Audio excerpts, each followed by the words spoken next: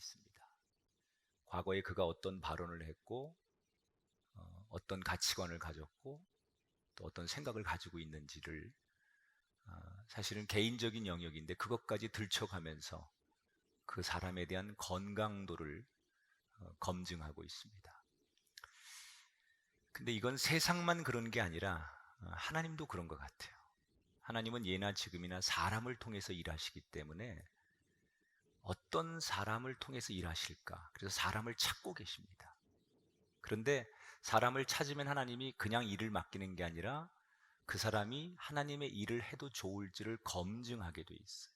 그 검증의 가장 중요한 덕목 중에 하나가 영혼의 건강입니다.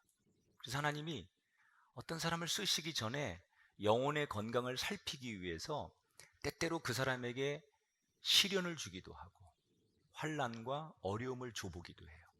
그리고 하나님이 불쑥 예고 없이 그 사람에게 찾아가기도 하시고, 그래서 그 사람의 영혼의 건강도를 검증해서 써도 되겠다라고 생각할 때 그 사람이 쓰임을 받는 거예요. 오늘 창세기 18장에 등장하는 아브라함의 이야기가 딱 그런 이야기라고 생각해요. 어느 날 하나님께서 불쑥 예고 없이 아브라함에게 찾아오시는데 그 찾아오시는 목적은 아브라함을 검증하기 위해서였다. 지난 시간에 아브라함 이야기를 해드리면서 하나님께서 아브라함에게 갑자기 이름을 바꿔라, 너의 부부의 이름을 바꿔라, 그리고 이름을 바꿔주셨어요. 그리고 너희 집안에 있는 모든 남자들은 할례를 받아라, 내 백성이라고 하는 언약의 증표를 세워야 하니까 할례를 받아라. 왜 하나님은 갑자기 느닷없이 아브라함에게 이름을 바꿔라, 할례를 받아라 이렇게 말씀하신 걸까? 그것은 하나님의 구원의 계획이 초일기에 들어갔기 때문에, 이 인류를 구원하는 하나님의 이 계획이 거의 임박했기 때문에 그 일을 시작하는 아브라함 부부를 검증할 필요가 있었어요. 그래서 하나님께서 계속 검증 작업을 하는 동안에 아브라함의 이름도 바꿔보시고 그에게 너는 내 백성이라는 증표를 가지고 살아라, 그래서 할례도 받게 하시고, 오늘은 마지막 검증을 하기 위해 하나님께서 직접 아브라함에게 찾아가시는 거예요. 자, 오늘 1절에 보니까 여호와께서 마므레의 상수리 나무들이 있는 곳에서 아브라함에게 나타나시니라, 날이 뜨거울 때에 그가 장막문에 앉아 있었다, 이렇게 나와 있어요. 이 장면은 중동 지방의 모습이에요. 이 팔레스타인, 이 중동 지방은 한낮에 너무 사막이 뜨겁기 때문에 낮에 일을 하거나 사람들이 다니는 것을 볼 수가 없어요. 이미 해가 뜨기 전에 일찍 일어나서 가축들에게 먹이를 주고 일할 거 다 일하고, 그리고 해가 나면 사람들은 다 쉬는 거예요. 오히려 해가 떨어진 저녁이 되면 다시 밖에 나가서 일을 하는 거예요. 이게 중동 지방의 사람들의 생활 패턴입니다. 그러니까 아주 정오에 뜨거운 햇빛이 있는 사막에 사람들이 지나다닌다는 건 상상을 못하는 거예요. 그런데 어느 날 아브라함이 자기도 나무 그늘 밑에서 좀 쉬고 이제 잠을 청하려고 하는데 저 멀리서 태양열이 만드는 아지랑이 너머로 세 사람이 걸어오는 거예요. 이걸 아브라함이 이렇게 멀리서 보는 거예요. 여러분, 그 사막의 태양열의 아지랑이 너머에 이렇게 사람의 흔적이 세 명이 쫙 걸어오는 모습을 한번 상상해 보세요. 아브라함이 그걸 본 거예요. 순간 아브라함이 이런 생각을 합니다. 도대체 이 뜨거운 한낮에 저 사람들은 무슨 사연이 있길래 이렇게 위험하게 이 뜨거운 사막 한가운데를 걷고 있는 걸까? 그리고는 아브라함은 곧장 자리에서 벌떡 일어나 그 세 사람이 걸어오는 방향으로 막 뛰어갑니다. 그리고는 그 세 사람에게 어디를 이렇게 급하게 가시고 이 뜨거운 태양열 아래 어떻게 이렇게 지금 걸어가십니까? 그러지 말고 우리 집에 들어가셔서 잠깐 씻기도 하고 음식도 잡숫고 쉬어서 충전하고 가십시오. 그리고 그들을 초대해 놓고 그들에게 정성스럽게 접대하는 이야기가 오늘 성경이 시작하는 이야기예요. 자, 지금 이 세 사람은 하나님이 한 분이셨고 두 사람은 천사예요. 여러분, 성경에 성부 하나님은 인간이 볼 수 없잖아요. 성부 하나님은 인간이 볼 수 없는 하나님이에요. 그러나 성자 하나님은 인간이 볼 수 있죠. 예수님이 성자 하나님으로 이 땅에 오신 거예요. 지금 아브라함에게 인간의 몸을 입고 오시는 성자 하나님은 이 땅에 오실 예수님을 예표하는 거예요. 미리 이미 구약 성경에서 이 땅에 구원자로 오실 예수님을 예표하는 게 지금 아브라함에게 나타나시는 하나님의 모습이에요. 그러나 아브라함은 이 세 사람이 나그네가 그냥 사람이지 하나님인 줄 전혀 모르는 거예요. 그냥 그들을 자기 집으로 손님이라고 생각하고 나그네라고 생각하고 초청한 뒤에 정성스럽게 음식을 접대해요. 도대체 아브라함은 왜 지나가는 모르는 사람을 자기 집으로 이렇게 초대한 걸까? 이거는 당시의 중동 지역의 관습, 오래된 생활의 패턴을 이해하셔야 돼요. 이스라엘 중동 지역의 사람들은 환대라고 하는 문화가 있습니다. 그러니까 지나가는 사람을 접대하고 지나가는 사람을 자기 집으로 초대하는 것을 목숨보다 중요하게 여기는 그 문화를 가지고 있는 게 이스라엘의 문화예요. 여러분, 옛날 우리 그 양반들이 사대부의 뭐 문화 이런 거 가지고 목숨 걸고 그거 지키잖아요. 비슷한 거예요. 이스라엘 사람들이 지나가는 나그네를 환대해주면 내가 복을 받고 그 지나가는 나그네를 접대하는 게 내가 삶의 도리라고 생각해서 그런 일을 굉장히 많이 합니다. 왜 이스라엘 사람들이 이 환대 문화가 발달했을까요? 사막 한가운데를 지나가는 나그네를 내가 초대해서 접대한다는 것은 어떤 의미가 있느냐? 나도 언젠가 저 사람들처럼 나그네가 될 수 있다는 거예요. 역지사지죠. 저 사람들이 지금은 나그네지만 나도 언젠가 저 사람들처럼 이 사막 한가운데를 걷다가 누군가에게 도움을 받을 수도 있겠다라는 생각 때문에 그날을 위해서 상대를 돕는 문화. 두 번째, 이게 4,000년 전의 이야기입니다. 그러니까 친구를 쉽게 만나거나 마을과 마을 사이가 너무 떨어져서 정보가 없기 때문에 좋은 친구를 지나가는 나그네를 통해서 얻기도 하고 또 저 다른 마을과 다른 지역에 사는 사람들이 지나가다가 우리 집에 잠깐 들려서 환대를 받음으로 그들이 가지고 있는 정보를 나누면서 인간의 지혜를 모으는 관습, 이게 이스라엘의 문화예요. 그래서 환대의 문화라는 게 굉장히 발전해 있었다는 거예요. 여러분, 그런데 이렇게 보편적인 환대의 문화를 넘어서 오늘 성경에 보면 아브라함은 이 정도가 아니라 조금 더 특이하게 그리고 특별한 환대로 이 사람들을 맞이하는 것을 보겠어요. 몇 가지 좀 다른 점이 있는데 그게 뭐냐면, 첫째는 손님들이 자기 집 문 앞을 지나가거나 텐트 앞을 지나갈 때 그 손님을 부르는 게 보통의 관습인데, 아까 뭐라고 그랬어요?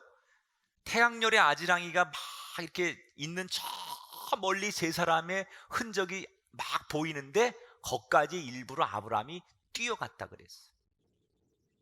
그리고는 뭐라고 얘기하느냐, 이 사람들에게 3절부터 5절에 보니까 내 주여 원하건대 종을 떠나 지나가지 마시옵고 당신들의 마음을 상쾌하게 하신 후에 지나가소서. 아브라함이 그 손님들에게 그렇게 말하는 거예요. 근데 여기서 내 주여라고 하는 말은 하나님을 말하는 게 아니에요. 이건 히브리어로 아도니라는 말이에요. 아도니라고 하는 히브리 단어는 우리말로 해석하면 어르신 이런 뜻이에요. 극존칭을 쓸 때 쓰는 단어. 히브리어에 아도니아라는 말이 있어요. 아도니아는 주님이라는 뜻이에요. 그러나 아도니라는 말은 주님이 아니고 이것은 어르신, 선생님 이렇게 아주 예의를 갖춰서 상대를 부를 때 쓰는 말이 아도니예요. 그러니까 지금 아브라함은 지나가는 나그네에게 어르신, 아니 어쩌시려고 이 지금 뜨거운 태양 아래 큰일 나십니다. 이렇게 지금 바삐 가십니까? 무슨 일인지 모르겠지만 저희 집에 오셔서 쉬었다 가십시오. 그냥 저를 종이라고 생각하시고 편안하게 잠시 쉬어 가십시오 라고 그들에게 환대로 초청했다는 거예요. 두 번째, 최상의 음식을 만들 때 그 자기가 초대한 손님에게 음식을 만들어 주되 세 사람이 먹을 음식을 만들면 되는데 음식을 세 사람이 아니라 너무 많은 사람이 먹을 음식을 만들어요. 오늘 성경에 보니까 6절 7절에 볼까요? 손님을 초대하고 음식을 만드는 과정이 이렇습니다. 사라에게 이르되, 자기 아내죠, 고운 가루 세 쌀을 가져다가 떡을 만들라 하고 또 기름지고 좋은 송아지를 잡아 하인에게 주라 그랬어요. 세스아는요, 우리 지금의 현대의 용량으로 환산하면 22리터 정도 됩니다. 밀가루 22리터면은요, 빵을 만들면 수백 명이 먹는 양이에요. 그리고 자기 집에서 가장 살찐 송아지 한 마리를 잡았다고 그랬어요. 세 사람의 손님을 접대하는데 수백 명이 먹을 빵을 만들려고 하고 가장 값진 살찐 송아지 한 마리를 잡았다. 이 기대 이상으로 너무 많이 만드는 거 아닙니까? 왜 그랬을까? 아브라함은 이미 당시에 굉장히 성공한 유지였거든요. 그래서 자기 집안의 식솔들이 수백 명이 넘었어요. 그 증거가 뭐죠? 이 이전에 성경에 보면 조카 롯이 전쟁에서 포로로 끌려갔을 때 롯을 구하기 위해서 자기 집에 식솔 사병 몇 명을 데리고 가요? 300명을 이끌고 조카를 구하러 가는 이야기가 있어요. 그러니까 이미 아브라함은 당시에 자기 식솔들을 수백 명을 거느리고 있었기 때문에 오늘 이렇게 귀한 손님들이 오셨으니까 이 덕에 오늘 저녁 우리 모두 잔치와 파티를 하겠다. 그러니까 손님이 오시는 것을 단순한 손님 접대가 아니라 우리 모두의 즐거움이요, 이 손님들이 와서 우리 모두가 행복한 파티를 하겠다는 거예요. 세 번째, 특이한 게 있는데, 이 손님들을 대접하는데 그냥 음식을 제공하고 장소를 제공하는 것이 아니라 8절에 보면 이 손님들이 식사를 마칠 때까지 마치 웨이터가 VIP 손님에게 물도 따라주고 식탁을 떠나지 않으면서 최상의 서비스를 하듯이 끝까지 자리에 남아서 손님들을 극진하게 대접하는 모습. 자, 여러분, 이 장면을 지금 얘기 들으시면서 무슨 생각이 떠오르세요? 아브라함이 어떤 사람이라는 생각이 드세요? 아브라함은 인심 좋은 아저씨였나 보다. 마음이 넓고 남들에게 베풀기를 좋아하고 그저 착하고 이렇게 넉넉함이 있는 할아버지였나 보다. 맞습니다. 그렇게 해석해도 이 성경이 틀린 건 아니에요. 아브라함은 어떤 사람이에요? 넉넉한 사람이에요. 내게 있는 것을 지나가는 나그네에게 누군지 모르지만 그들에게 베풀고 나눠주고 마음껏 베풀고도 행복해하는 그런 삶을 사는 사람, 그게 아브라함이다 라고 말해도 틀린 해석은 아니에요. 그런데 저는 이 부분에서 단순히 아브라함이 그런 사람이기 때문에 환대를 베풀었다가 아니라 이 아브라함이 베푸는 환대 뒤에 숨어있는 다른 게 하나 보여요. 그게 뭔지 아십니까? 자신감이에요. 자신감. 평소에 자기가 사는 집이 지저분한 사람은 갑자기 누가 찾아오면 그 사람이 들어오는 걸 주저하고 두려워합니다. 특히 숨길 것이 많은 사람일수록 갑자기 누가 오게 되면 당황해합니다.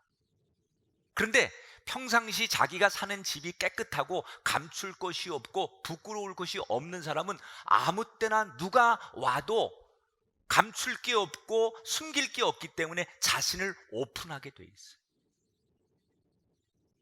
지금 아브라함의 행동을 보십시오.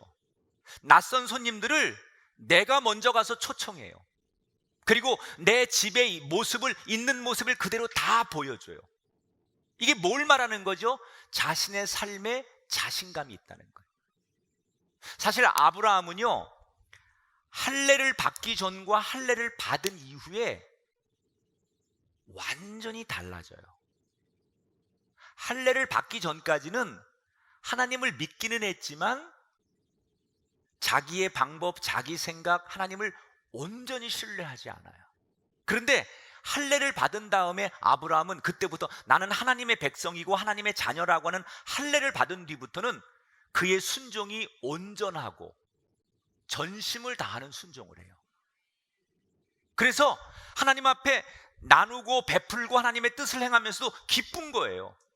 감격이 있는 거예요. 감동이 있고 은근한 희열이 있는 거예요. 여러분, 우리가 드리는 예배나 신앙과 봉사가 그런 것이 돼야 돼요.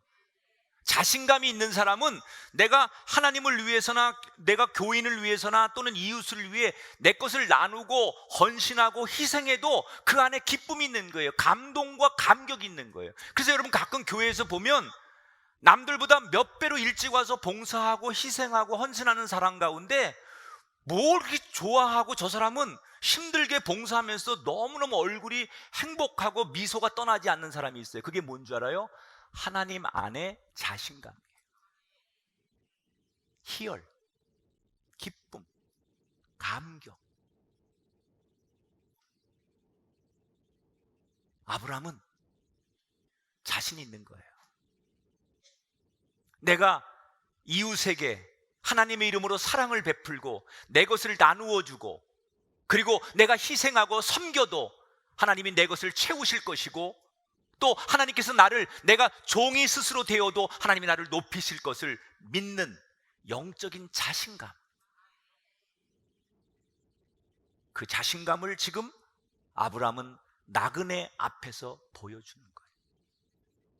사랑하는 여러분, 우리의 신앙이 이 아브라함처럼 당당하고 여러분의 예배와 여러분의 신앙의 걸음을 통해서 기쁨과 감격과 희열이 회복되게 되기를 주의 이름으로 축원합니다. 하나님께서 아브라함을 보시면서 흐뭇한 거예요. 아브라함을 지금 검증하러 왔는데 아브라함은 자신을 숨기지 않아요. 다 오픈해요. 너무 떳떳해요. 너무 당당해요. 그런 아브라함의 모습을 보시면서 하나님께서 너는 감출 것이 없는 건강한 영혼을 가진 사람이구나 라고 하나님께서 아시는 거예요. 그래서 아브라함은 사실 이때 하나님이 인간의 몸을 입고 오셔서 아브라함의 집을 방문할 때 아브라함은 그가 하나님인 줄 몰랐지만 하나님은 그를 검증하시면서 그 검증에 아브라함이 사실은 통과하는 거죠. 여러분, 저와 여러분의 영혼은 하나님 앞에 어떻습니까? 우리는 하나님을 믿는다고 하면서도 숨길 것이 많은 사람은 아닌가? 누군가를 향해 내가 기쁨으로 내 마음을 오픈하지 못하고 환대하기는커녕 누가 나를 볼까봐 적극적으로 꽁꽁 감추며 사는 인생이 아니라 하나님께 나를 기쁨으로 내어드리고 그 하나님을 믿는 자신감 때문에 세상 앞에 나를 오픈할 수 있는 그런 신앙의 희열과 감격이 저와 여러분에게 회복되게 되기를 주의 이름으로 축원합니다. 이렇게 아브라함이 당당하게 손님들에게 접대하고 환대하고 음식을 나누는 사이, 이때까지 아브라함은 이 세 사람의 존재가 하나님과 두 천사인지를 모르는 거예요. 그런데 식사가 거의 끝마칠 즈음에 오늘 9절에 보니까 아브라함에게 느닷없이 이렇게 질문합니다. 그들이 이르되 내 아내 사라가 어디 있느냐? 하나님이 아브라함의 아내 사라가 어디 있는지 몰라서 묻는 게 아니에요. 어디 있느냐라고 물으시는 이 물음은 말을 거시는 거예요. 지금 하나님이 말을 걸어오는 거예요. 그리고 소망 없는 사라의 존재를 깨우치는 거예요. 여러분, 사라는 지금 나이가 90이에요. 남편이 성실하고 성공한 남편이에요. 그래서 식솔도 많고 먹고 사는데 아무 문제가 없어요. 그러나 그녀는 행복하지 않아요. 왜? 자기가 가장 유일하게 소망했던 아들을 얻지 못했거든요. 그래서 어찌 보면 그 아들을 평생 기다리다가 여종을 통해서 남편에게 아들 하나를 얻게 씨바지를 하긴 했지만 자기가 아들을 낳지 못하는, 하나님이 분명히 자기에게 아들을 주신다고 했는데 그 아들을 얻지 못한 것 때문에 이때나 저때나 기다리다가 나이가 90이 됐어요. 그리고 스스로 나는 더 이상 이제 희망도 소망도 없다고 생각하는 거예요. 90이 넘은 할머니가 무슨 아이를 낳을 수 있다는 소망을 갖습니까? 그러니까 스스로 사라의 인생은 아무 꿈도 소망도 없는 그때 하나님께서 소망 없는 사라를 찾고 계신 거예요. 사라는 지금 어디 있느냐? 여러분, 이 음성이 지금 절망과 염려와 어쩌면 마음이 다치고 상처받은 여러분에게 들려주는 하나님의 음성이 되기를 축복합니다.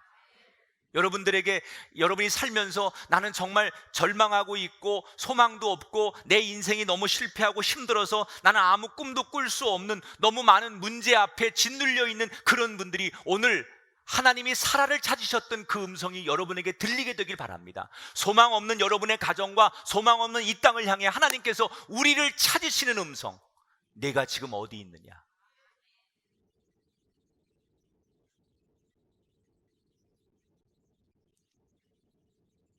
아브라함이 너무 놀라는 거예요. 왜 아브라함은 놀랬을까요?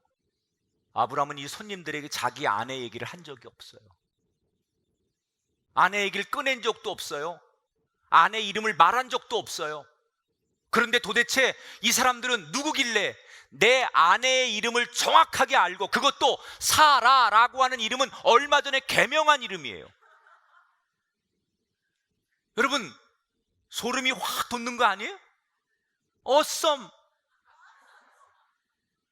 이 도대체 이분들은 누구길래 내 아내의 개명한 이름까지 정확히 불러가며 내 아내가 어디 있냐고 찾으시는 이분들은 누구일까? 이때 아브라함이 직감적으로 이분들은 그냥 나그네가 아니고 하나님이구나라는 것을 직감적으로 아는 거예요. 여러분, 영적으로 깨어있는 사람은요, 하나님이 살짝 터치하고 하나님이 살짝만 당신을 드러내도 하나님의 존재를 느끼는 거예요. 그러나 감각이 없는 사람은요, 하나님이 자신의 모습을 다 드러내줘도 하나님인 줄 모르는 거예요. 아브라함은 영적으로 감각이 있으니까 이때쯤 이게 그냥 사람이 아니고 그냥 나그네가 아니고 하나님이구나라는 것을 이때 아브라함이 직감하게 됩니다. 아브라함이 자세를 고쳐 잡고는 제 아내가 장막 안에 있습니다. 당시 문화는 여자들은 남자들에게 자신의 모습을 드러낼 수 없어요. 그래서 손님에게 음식을 차려준 다음에 자기는 문 하나 건너 장막 안에 들어가 있는 거예요. 이때 하나님께서 놀라운 말씀을 하세요. 아브라함도 듣고 장막 안에 있는 그의 아내 사라도 들을 수 있는 목소리로 뭐라고 말씀하시느냐? 아브라함아, 내년 이맘때가 되면 내 아내 사라에게 아들이 생길 것이다. 그런데 이 말은 사실은 놀라운 말이 아니에요. 왜냐하면 하나님께서 아브라함을 처음 만나셔서 본토 친척 아비집을 떠날 때부터 계속 해오던 말씀이에요. 그런데 다시 지금 아브라함에게 나타나신 하나님께서 예전에 했던 말을, 반복했던 말을 또 하시는 거예요. 내 아내에게 아들이 태어날 것이다. 다만 뭐가 달라요? 과거에는 내 아내에게 아들이 있을 것이다 라고 좀 막연하게 얘기를 했지만 오늘은 내년 이맘때 기한이 차면 아들이 생길 거라고 구체적으로 얘기를 해요. 여러분, 우리가 믿는 하나님은 어떤 하나님이냐? 하나님의 속성을 얘기하는 거예요. 하나님은 처음 당신이 하신 말씀을 변치 않고 변함없이 여전히 동일하게 지키시는 하나님. 아브라함에게 오래전에 내가 너에게 아들을 줄 것이야 라고 말했어요. 그런데 아브라함이 그걸 못 믿고 자기 나름대로 인간적인 방법으로 아들을 만들었잖아요. 그리고 자기 나름대로 애굽에 가서 자기 아내를 누이라고 속여서 성공했잖아요. 아브라함은 하나님을 등지고 하나님을 떠나갔지만 하나님은 처음에 약속한 대로 내가 너를 축복하고 내가 너를 지명하였고 내가 너를 불렀고 내가 너를 사랑하고 내가 너에게 아들을 줄 것이다 라고 약속한 그대로를 아무리 시간이 지나고 아무리 아브라함이 등을 돌리고 세상적으로 가도 하나님은 변함없이 여전히 동일하게 어제나 오늘이나 내일이나 한결같이 아브라함을 똑같이 사랑하시는 하나님. 이 말씀이 저와 여러분에게 주시는 말씀이에요. 하나님이 우리에게 약속하셨어요. 내 이름을 부르는 곳에 내가 너희와 함께 할 것이고 내가 너희를 고아처럼 버려두지 아니할 것이다. 하나님 우리에게 약속하셨어요. 너는 내 백성이요 내 사랑하는 자니라. 환난 날에 내가 부르짖으면 내가 너에게 응답하겠고 두드리면 열릴 것이고 구하면 얻을 것이고 찾으면 찾게 될 것이다. 약속하셨어요. 이 약속을 들으셨습니까? 그렇다면 여러분, 내가 어떻게 살았든 간에 하나님은 우리에게 한 약속을, 내가 등을 돌리고 세상으로 가고 내가 하나님을 모른다고 부인해도 하나님은 변함없이 우리를 똑같은 눈으로 바라보고 계시고 지금도 하나님은 그 약속을 지키기 위해 우리를 사랑하시는 분, 그분이 하나님이라는 거예요.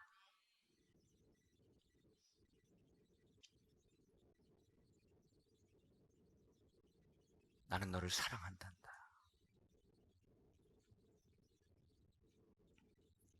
하나님이 하시는 이야기를 장막 안에 있는 사라도 듣게 되었어요. 그 얘기를 들으면서 사라가 자기도 모르게 본능적으로 피식하고 웃음이 나왔어요. 왜? 저분 웃긴다. 저분이 말하는 대로 되는 게 내 소원이야. 저분이 말하는 대로 되면 얼마나 좋겠어. 평생의 내 소원이고 지금도 내가 제일 원하는 게 그거야. 자식 하나 얻을 수만 있다면 내가 뭔들 못하겠어. 그런데 저분이 말하는 저 말은 말이 안 되는 거예요. 현실적으로 내 나이가 90이에 내가 신체 생리학적으로 아이를 갖는 건 상식적으로 현실적으로 불가능한 걸 사라는 알고 있어요. 저 말대로 되면 좋겠지만 너무 불가능한 얘기를 하는 거예요 지금. 그래서 자기도 모르게 너무 좋은 얘기긴 하지만 현실적으로 말이 안 되니까 치 하고 자기도 모르게 헛 웃음이 나온 거예요. 여기서 사라는 사라의 믿음을 자기도 모르게 드러내는 거예요. 사라의 믿음은 어떤 믿음이냐? 남편 아브라함의 믿음에 비해서 정확히 표현하면 사라는 하나님은 믿었지만 하나님의 능력에 대해서는 믿지 못하는 믿음이에요. 여러분, 이게 그런데 오늘 우리의 이야기예요. 오늘날 우리 그리스도인들은 하나님을 믿기는 하는데 우리의 믿음은 내가 생각할 때 또는 상식적으로 가능하다고 하는 건 믿어요. 우리도 이거는 내가 기도하면 상식적으로 될 것 같고 이거는 간구해도 이거는 우리의 어떤 이성적으로 이거는 될 것 같아. 이렇게 내 생각과 상식으로 동의가 되는 건 믿지만 내 상식이나 생각으로 도저히 이건 불가능한 거야 라고 하는 것을 안 믿어요. 그건 뭘 말하는 거죠? 우리가 하나님은 믿지만 하나님의 능력은 믿지 못하는 거예요. 그건 믿음이 아니에요. 내가 할 수 있는 범위 내에서 믿고 내가 상식적으로 동의가 되는 걸 믿는 건 믿음이 아니에요. 그건 과학이에요. 그건 상식이에요. 그건 여러분 우리의 합리성이에요. 인간이 만든 이성에 존재하는 거예요. 믿음은 하나님은 능치 못함이 없는 분이기 때문에 능치 못함이 없음을 믿는 게 믿음이에요. 히브리서 기자는 그래서 우리에게 이렇게 말했어요. 믿음이 없이는 하나님을 기쁘게 할 수 없느니라. 뭘로 우리가 하나님을 기쁘게 해요? 하나님, 나는 못합니다. 우리는 못합니다. 그러나 하나님은 하실 수 있습니다. 이게 믿음이라는 거예요.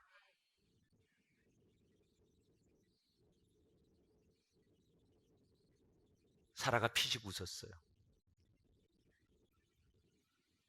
그때 보이지 않는 곳을 웃고 있는데 바깥에서 하나님이 이렇게 말씀하시는 거예요. 13절 14절에 보니까 사라가 왜 웃으며 이르기를 내가 늙었거늘 어떻게 아들을 낳으리요 하느냐 여호와께 능하지 못한 일이 있겠느냐. 자, 아까 아브라함에게는 내 안에 사라가 어디 있느냐라고 말하면서 하나님이 살짝 자기의 존재를 드러냈다면, 이번에는 아예 당신의 존재를 확 드러낸 거예요. 뭐라고 말해요? 따라합시다. 여호와께 능하지 못한 일이 있겠느냐 물어보는 거예요. 지금 사라에게. 네 안에, 지금 안에, 이렇게 장막 안에 있는 사라가 안 보이지만 하나님께서 내가 지금 내 얘기를 듣고 피식 웃었지? 내가 나이가 몇인데 애를 낳아요. 그리고 네 혼자 스스로 웃고 있는데 너 정말로 여호와께 능치 못한 일이 있느냐? 있겠느냐? 이렇게 질문하시는 거예요. 여러분, 이 질문은 여러분에게 하는 질문이에요. 여러분은 이 질문에 아멘 하실 수 있습니까? 여호와께 능치 못할 일이 있겠느냐? 여러분, 이 질문에 정말 아멘 하실 수 있습니까?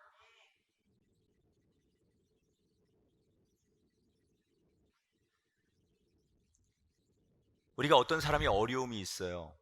근데 그 어려움을 인간이 막 찾아가서 얼마나 힘드세요? 힘내세요. 잘 될 거예요.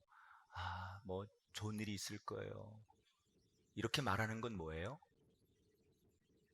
인간의 위로라고 하는 거예요. 그건 엄격히 말하면 우리의 희망사항이에요. 된다는 보장이 없어요. 어떤 가정이나 어떤 인생에 가서 잘 될 거예요. 힘내시고 좋은 일이 있겠죠. 조금만 견뎌보세요. 이렇게 말하는 건 뭐예요? 그냥 희망사항이에요. 그러니까 사람의 말은 위로를 줄 수 있고 그렇게 되기를 바라는 희망사항이에요. 사람이 아무리 말한다고 1000만 명이 떠든다고 그렇게 되지 않아요. 그런데 똑같은 상황인데 하나님이 말씀하시면 내가 일어날 거야, 내가 고침받을 거야, 내가 회복될 거야, 내가 반드시 네가 다시 일어나서 의로운 사람이 될 거야 라고 하나님이 말하면 그 말씀대로 되는 거예요. 그래서 우리는 신앙생활하면서 사람의 말을 듣고 위로받으려고 하면 안 돼요. 여러분, 많은 그리스도인들이 어디서 넘어지느냐? 사람의 말에 위로받으려고 하니까 넘어지는 거예요. 우리는 사람의 말, 사람들이 전하는 희망사항의 위로를 받는 게 아니라 하나님의 말씀을 붙들고 하나님의 말씀을 믿고 하나님의 말씀으로 힘을 얻어야 돼요. 그게 신앙의 본질이라는 거예요. 그런데 너무 많은 사람들이 사람의 말로 위로를 받고 싶어 하는 거예요. 여러분, 성경에서 들려주는 하나님 말씀을 붙드세요. 그 말씀을 들으세요. 그 말씀이 여러분의 것이 돼야 돼요. 교회에 오면 말씀 들으면 됩니다. 사람 위로받지 마십시오. 사람이 뭐라고 말하든 하나님의 말씀이 더 중요한 거예요. 근데 얼마나 많은 사람들이 사람들로부터 위로받으려고 해요. 사람이 하는 말은 우리의 귀에 들려서 머리로 갑니다. 그러나 하나님이 하시는 말씀은 우리의 귀로 들려서 가슴으로 오는 거예요.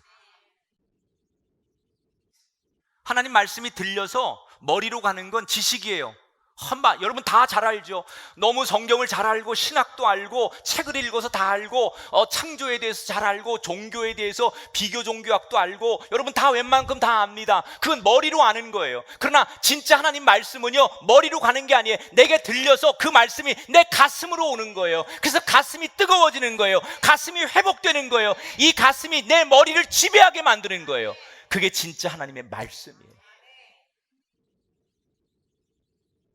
사실 머리에서 가슴으로 내려오는 게 이게 본질이거든요. 머리로 아는 예수님, 성경의 이야기, 기독교 이야기를 머리로 알고 있는 게 내 가슴까지 내려오는, 이게 사실 거리가 얼마 안 돼요. 그런데 이 얼마 안 되는 거리를 수십 년 동안 좁히지 못해서 이 머리에 머무는 신앙으로 끝나는 신앙인들이 얼마나 많은지 몰라요. 여러분에게 오늘 사람의 말이 아닌 하나님이 내 가슴으로 오는 그 말씀이 레마의 말씀이에요. 여러분에게 들려지게 되기를 주의 이름으로 축원합니다. 하나님께서 안에 있는 사라를 부르십니다. 사라야, 나와봐라. 너 거기 있는지 다 안다. 너 내가 아까 말했는데 웃었지? 라고 물어봤습니다. 하나님이 왜 웃었지? 라고 물어봤을까요? 웃었는지 안 웃었는지 확인하려고 물어보는 게 아니에요. 다 알고 있어요. 그런데 알고 있으면서 다시 질문하는 이유는 하나님의 말씀이면 능치 못할 일이 없습니다라를 시인하도록 만들기 위해서 기회를 주는 거거든요. 근데 사라가 어떻게 대답하느냐? 15절에 보니까 사라가 두려워하여 부인하여 이르되 내가 웃지 아니하였나이다. 자기 얼떨결에 거짓말했는데 이게 하나님 앞에 드러나는 게 너무 부끄러워서 결국 거짓말을 합니다. 결국 이 모습 앞에 사라는 어떤 믿음이에요? 지금 하나님을 온전히 신뢰하지 못하는 그의 영혼의 상태를 이 장면에서 보여주고 있는 거예요. 그러니까 하나님 뭐라고 결론 내려요? 아니다, 내가 웃었다. 넌 분명히 웃은 거 내가 다 안다. 그 말은 하나님이 사라를 이기려고 하고 사라를 벌주려고 하는 게 아니라 이 말의 뜻은 네가 그렇게 말했지만 나는 네 마음을 다 안단다. 그리고는 연약한 믿음을 가진 사라에게 하나님은 당신이 계획하고 말씀하고 약속한 대로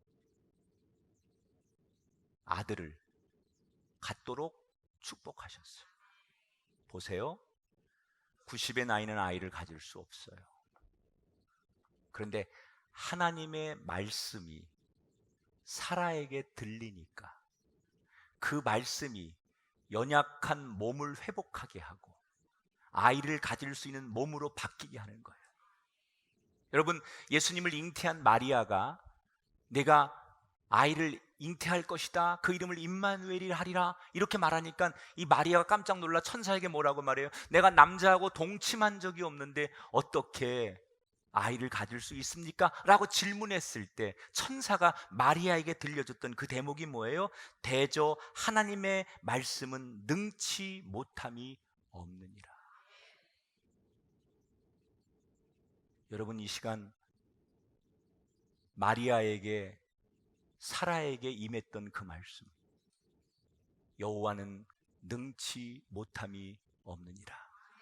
이 말씀이 여러분에게 들리고 여러분의 말씀이 되기를 바랍니다. 무슨 문제로 절망하고 계십니까? 무슨 문제로 포기하고 계십니까? 무슨 문제로 울고 계십니까? 무슨 문제 앞에 무릎 꿇고 계십니까? 그 문제가 무슨 문제고 어떤 어려움이어도 오늘 하나님께서 여러분에게 말씀하십니다. 여호와는 능치 못할 일이 없느니라. 이 말씀 앞에 여러분이 가지고 있는 근본적인 문제, 삶의 문제가 회복되고 고쳐지게 되기를 주의 이름으로 축원합니다. 말씀을 정리하겠습니다. 오늘 성경의 이야기는 하나님께서 불시에 아브라함과 사라 두 사람을 검증하시는 이야기예요. 이때 아브라함은 숨길 것이 없는 당당한 모습을 보여주고 건강한 자신의 영혼을 하나님 앞에 보여드렸어요. 그러나 사라는 아직 하나님을 온전히 신뢰하지 못했기 때문에 하나님을 불신하고 뒤에서 웃었어요. 그리고 돌이킬 기회를 주었지만 두려워하고 주저하는 끝에 기회를 회피하고 하나님을 온전히 신뢰하지 못하는, 아직은 건강하지 못한 영혼을 그대로 드러냈어요. 오늘 저와 여러분의 영혼의 건강은 어디에 있습니까? 우리는 육체적인 건강, 세상적인 건강의 척도를 너무 중요하게 생각하지만 하나님은 네가 부자든 가난하든 유명하든 무명하든 너의 영혼의 건강을 테스트하고 계십니다. 이 하나님이 우리를 축복하기 전에 영혼의 건강을 검증하실 때마다 부끄러울 것이 없는, 하나님 앞에 나를 드러낼 수 있는 아브라함 같은 인생이 되셔서, 많은 사람들이 신종 코로나 바이러스 때문에 두려워합니다. 그런데 전문가들이 이렇게 얘기합니다. 평상시에 건강한 사람이면 이 정도 바이러스는 두려워하지 않아도 된다. 온전한 믿음으로 영혼이 건강하면 두려울 것이 없습니다. 시련과 환난이 오히려 인생의 면역력을 강하게 해줍니다. 그렇게 살았던 아브라함처럼 저와 여러분도 그런 인생으로 아브라함처럼 걸어가고 인정받는 한 사람이 되기를 주님의 이름으로 축원합니다.